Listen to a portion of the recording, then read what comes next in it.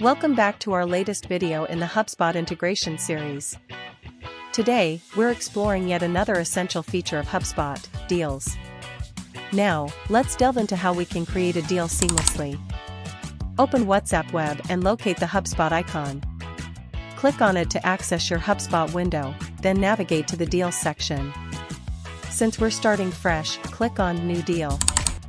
Let's name this deal Sales Pipeline under the Trial Started stage, with an amount of $20 and a close date set to today. After saving the deal, it's instantly synced with HubSpot and reflected on the HubSpot website. To view this deal, simply click on the arrow icon to access the website's details, where you'll find the newly created deal, First Case $20 for Akbar.